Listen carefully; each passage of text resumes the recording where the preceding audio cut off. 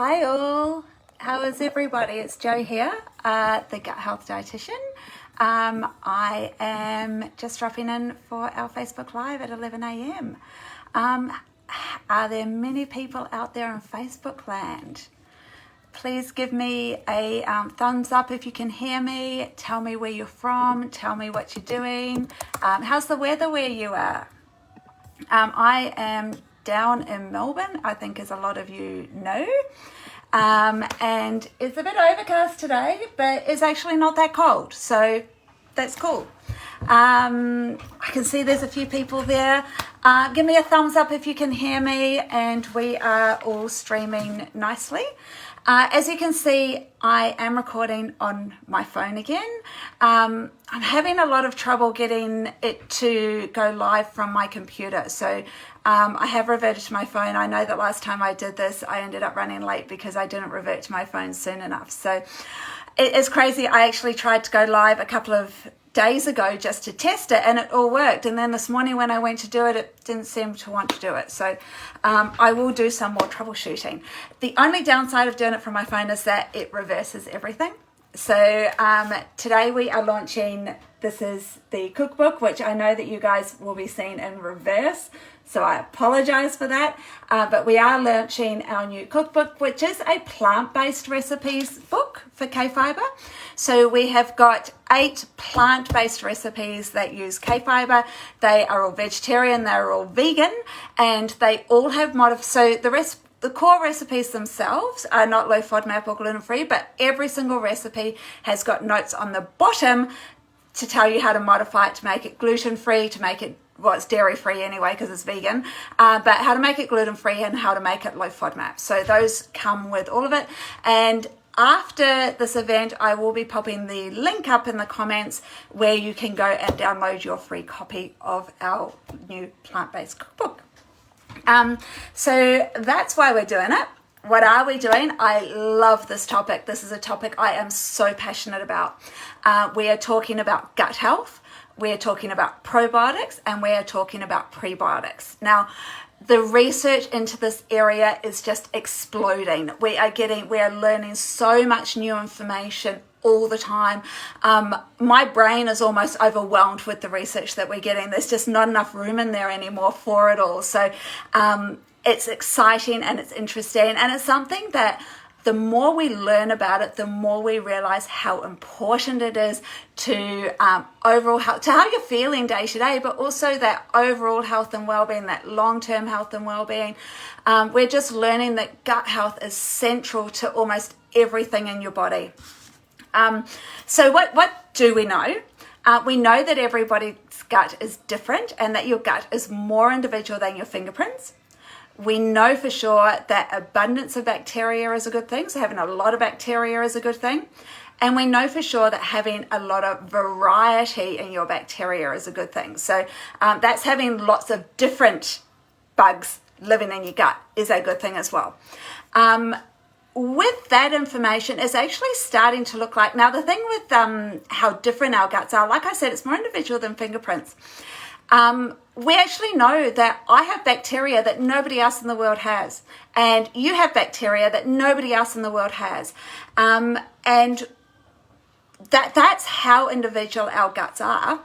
But we're starting to think, or science is starting to show, that it doesn't necessarily matter so much what bacteria you have as it matters what your bacteria do. So as long as you've got the communities to perform certain tasks, that is probably more important than what your bacteria look like.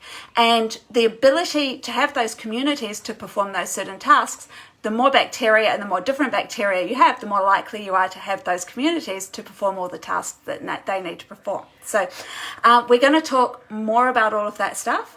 For those of you who don't know me or haven't met me before, my name is Joanna Baker. I am an accredited practicing dietitian down here in Australia, and I'm also a registered nurse. I've been working in healthcare for over 26 years now. It doesn't feel like it, but I'm showing my age. It's been a long, long time.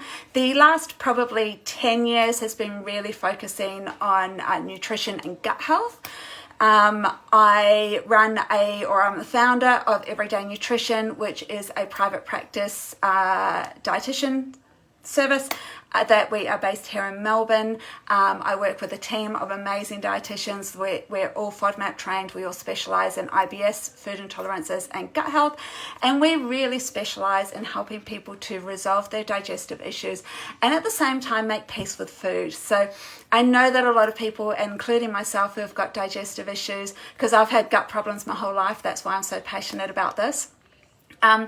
But there's often a lot of fear and anxiety and things like that associated to food. So a really big part of what we do is we try to improve that relationship with food so that people can really enjoy food. We don't only eat for nutrition, we eat for pleasure, we eat for enjoyment, we eat for social connections. So that's a really big part of what we do in terms of, first we want to get people comfortable, but we also want to help them enjoy their food day to day as well. So that's us.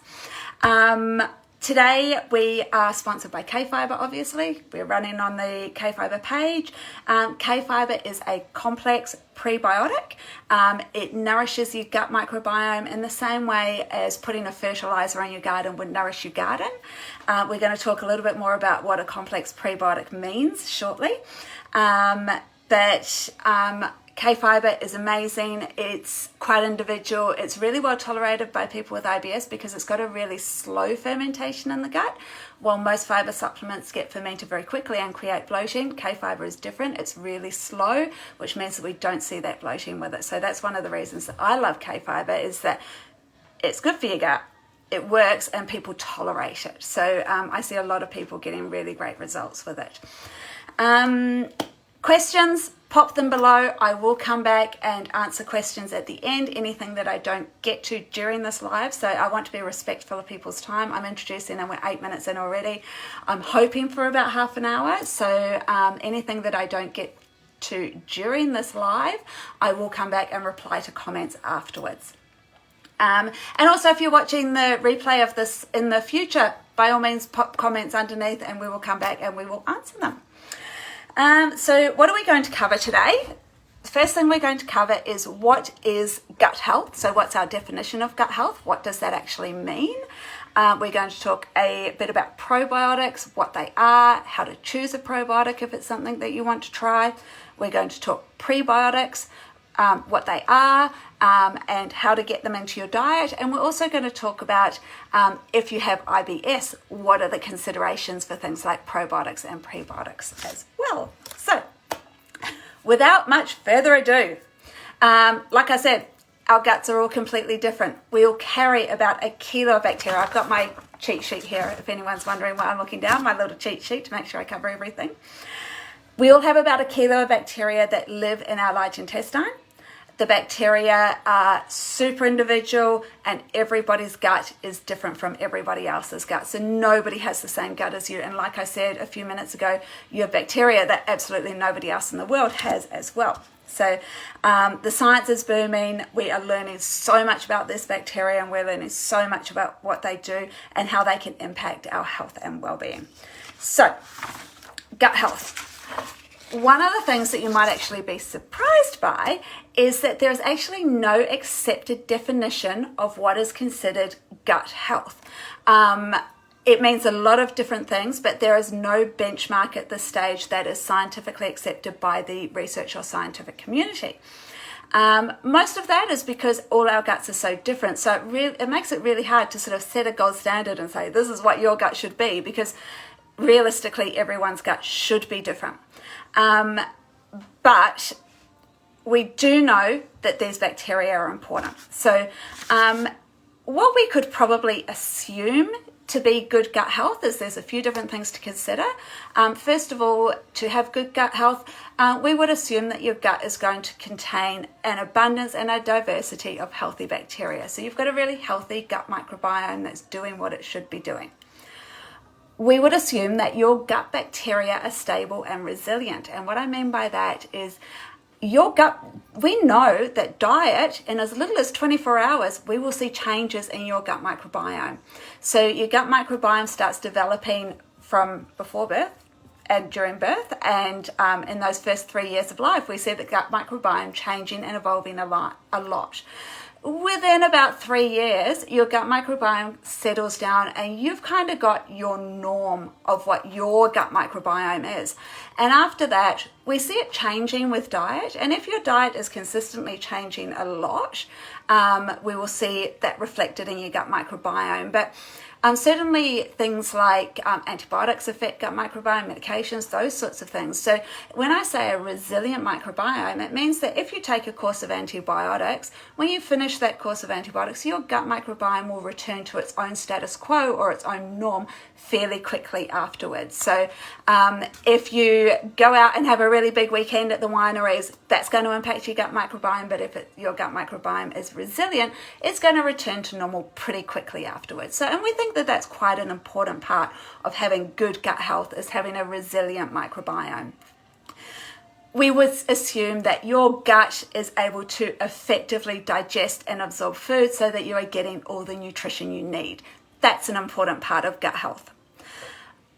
Also, another important part of gut health is having a functioning immune system. So that's part of it. It's a really important part of what your gut microbiome do, is they do impact your immune system, they do impact immunity, and they do impact inflammation. So having good gut health means that you're going to have a functioning immune system and it's going to be working well and doing its thing and keeping that overall systemic inflammation fairly low.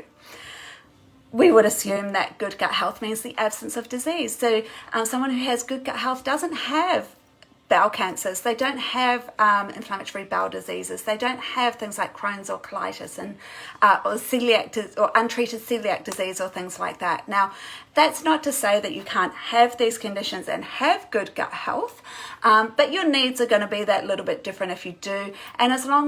And managing those conditions is going to contribute to having good gut health.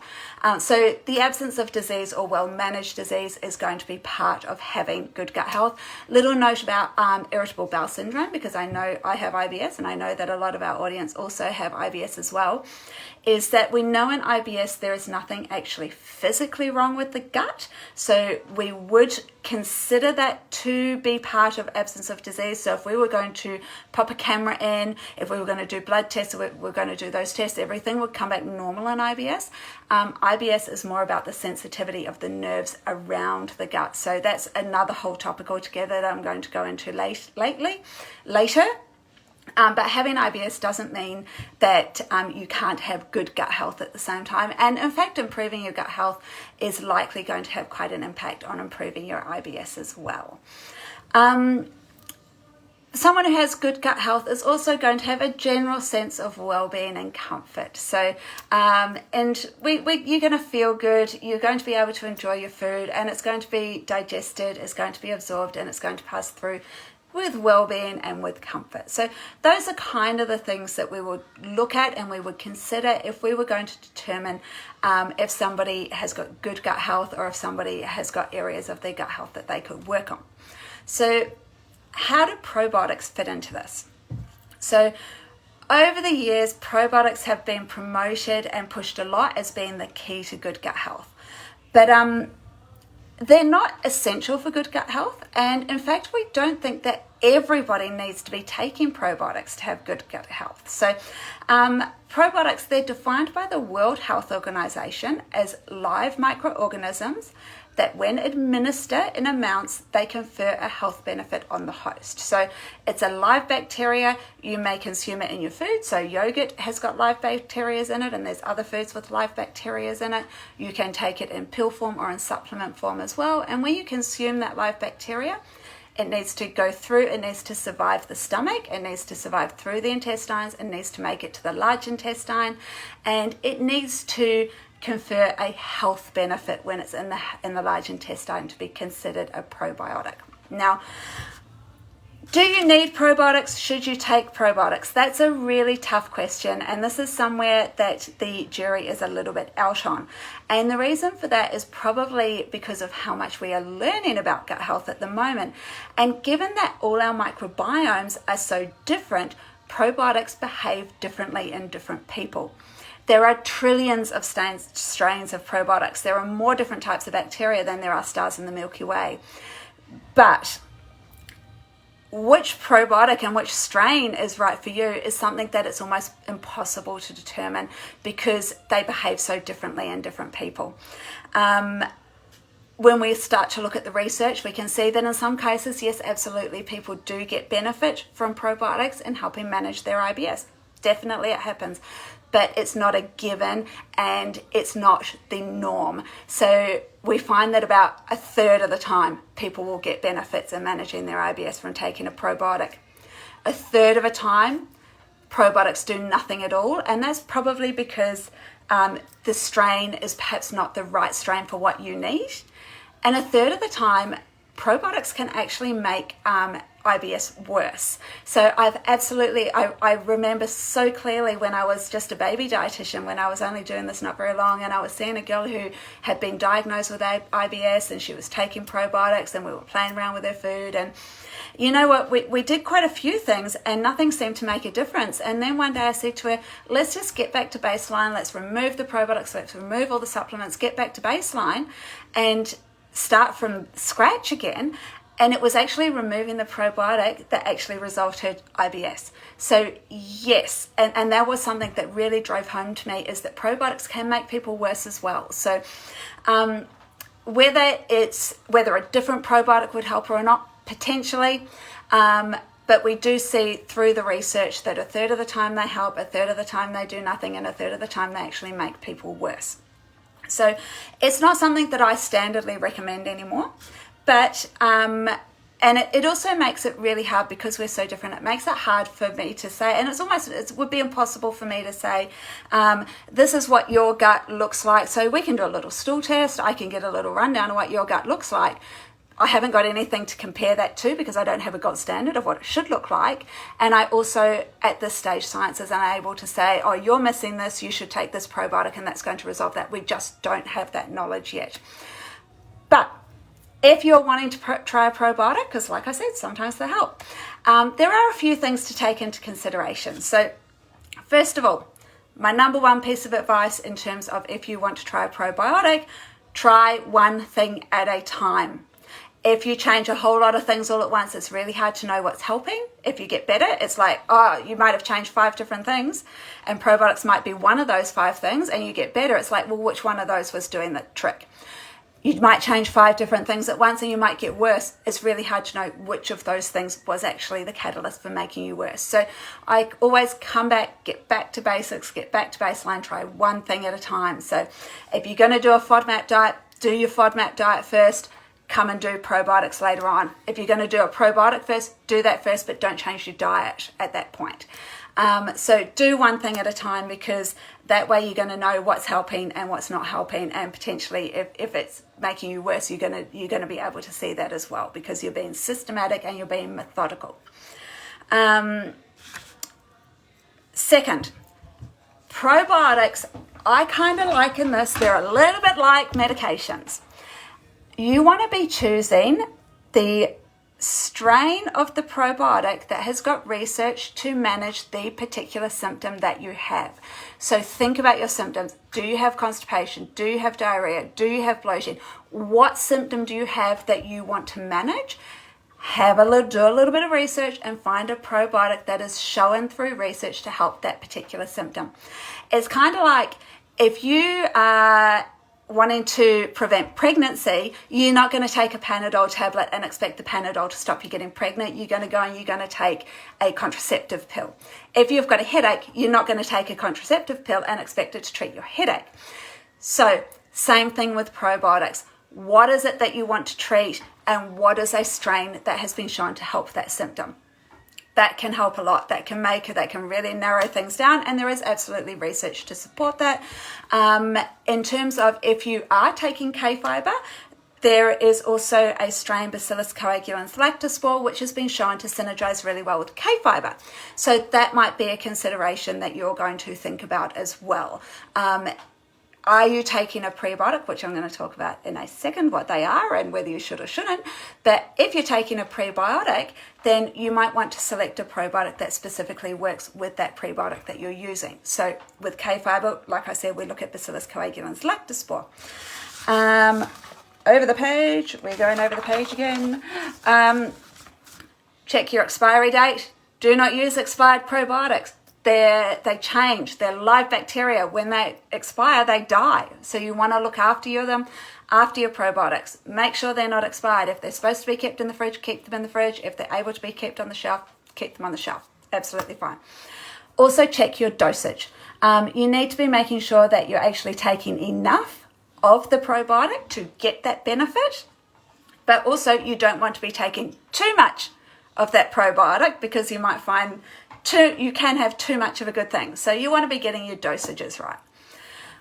Probiotics can take up to about 4 weeks to start working and about 4 weeks to start seeing a difference. So we always recommend that you take your probiotics for at least 4 weeks before you decide if they are helping you or not.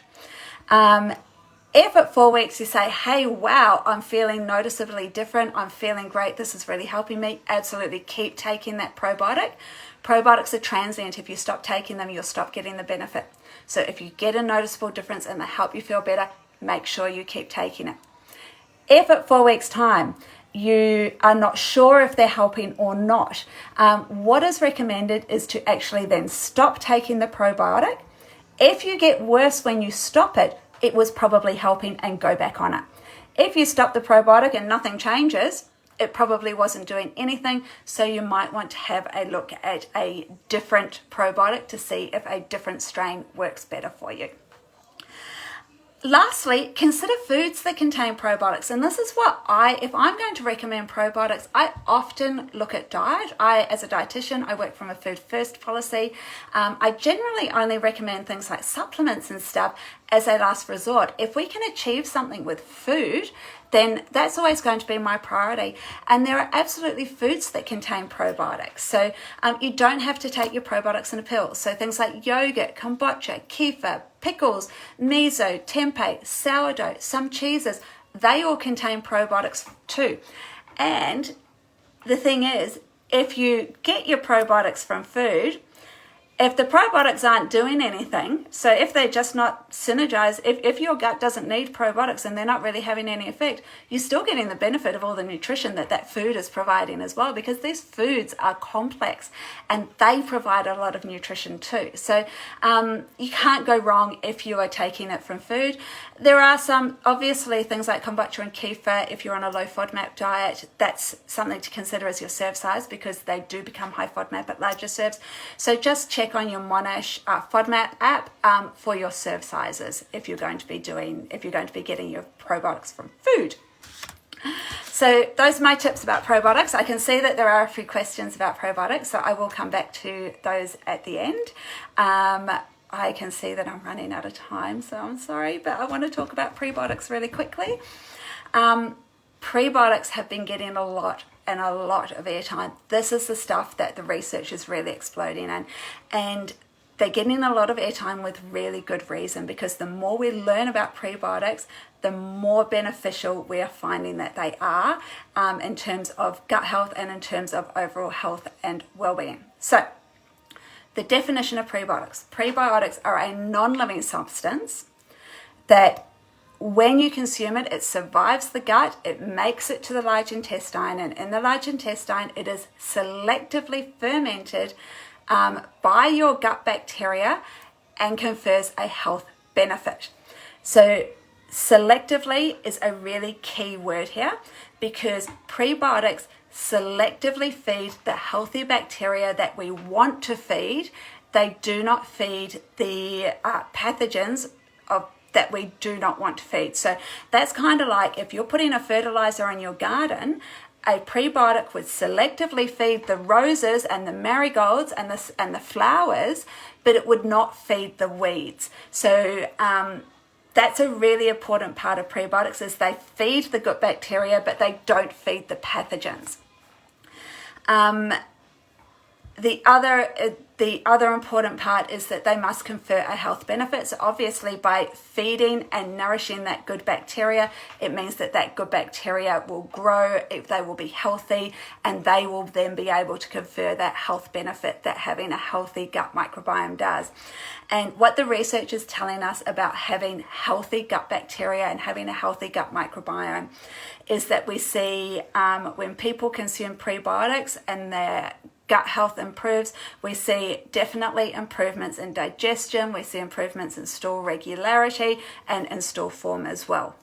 From prebiotics, we see an increased amount, an increased abundance, and an increased diversity of healthy gut bacteria. And we know that having a lot of healthy bacteria actually stops what we call opportunistic pathogens. So I see opportunistic pathogens as squatters. So if you've got an empty house where there's nobody living and there's space there, the squatters move in and they start living here. Opportunistic pathogens do that in your gut. If you don't have enough healthy bacteria, there is going to be space and there is going to be food and room for the opportunistic pathogens to move in, and that's what we don't want. So we see if someone's taking a prebiotic and they are growing and looking after their gut microbiome, we see a reduced amount of those opportunistic pathogens. So that's a really good thing as well.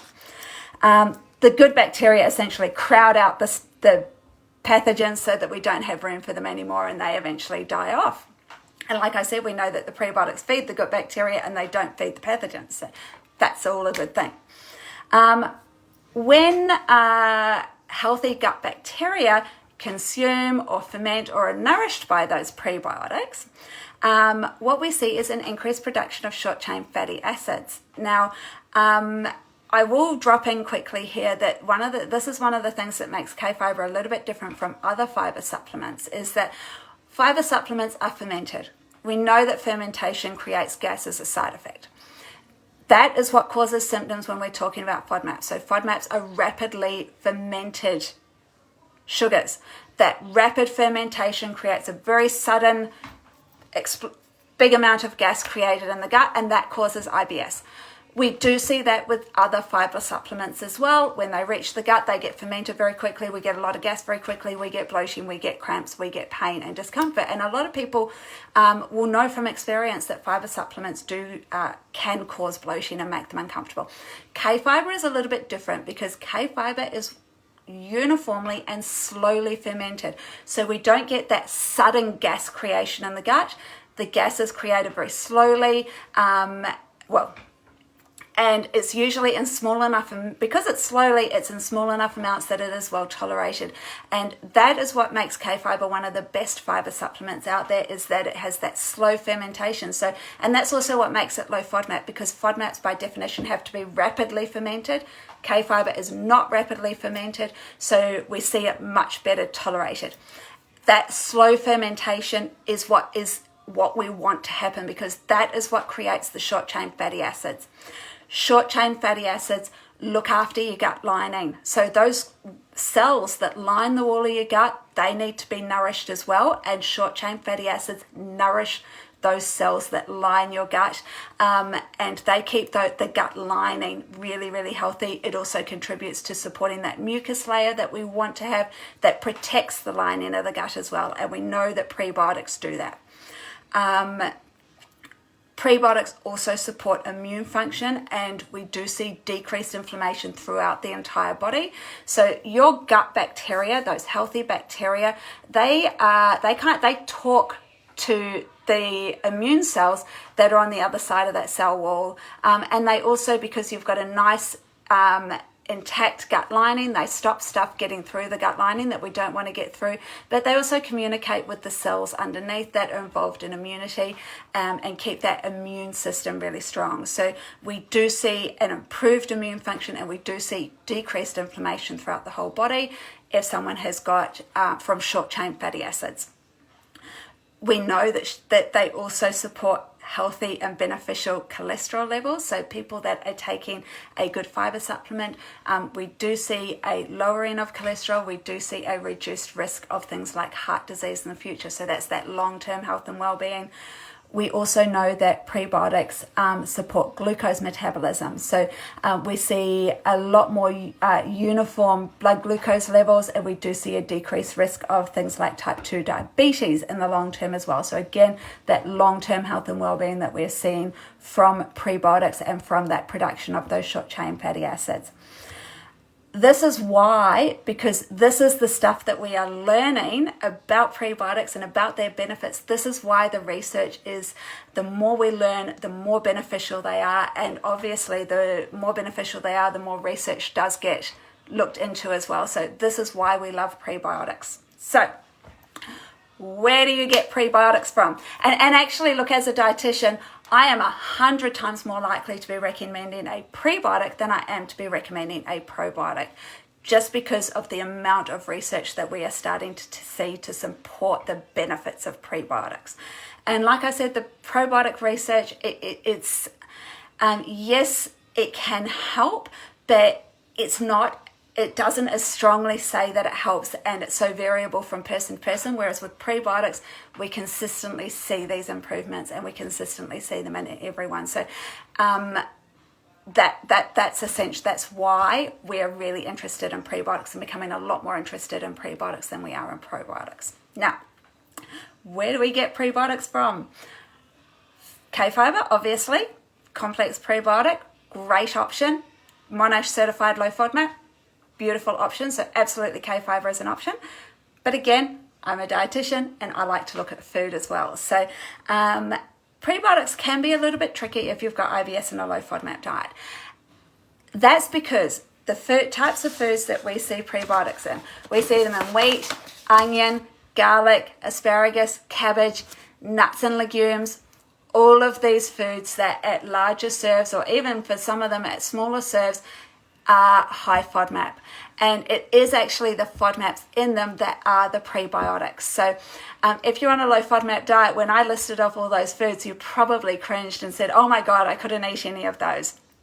But this is the reason that we actually see a decreased abundance and a decreased diversity of gut bacteria when somebody strictly follows a low FODMAP diet.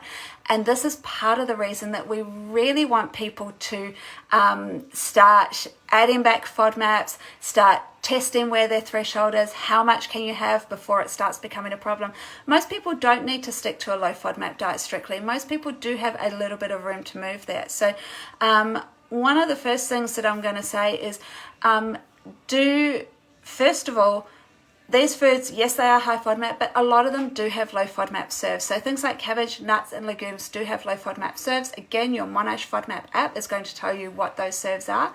So number one, if you're on a FODMAP diet, make sure that you are including low FODMAP serves of those prebiotic foods. And those are really, they're all the oligosaccharide foods.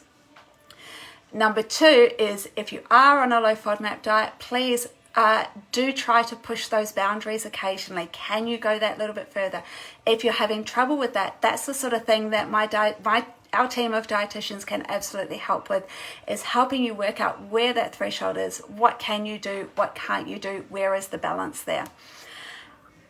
Thirdly, include as much variety of foods as you can. And you know what? When we look at all the nutrition research over many, many, many years, one thing, you can find research that shows one thing and you can find another piece of research that shows the opposite. Absolutely, that's done. But one of the things that is actually constant across a lot of the research is variety is actually a good thing. Gut bacteria are fussy eaters. The more different plant foods you eat, the more different types of bacteria you're going to feed. And the more different types of bacteria you're feeding, the more diversity and the more abundance you're going to have in that gut microbiome. And we know that that's one of our pillars of having good health, is diversity and abundance. A diverse and abundant diet that contains a lot of diverse and abundant plant foods is going to be reflected in your gut.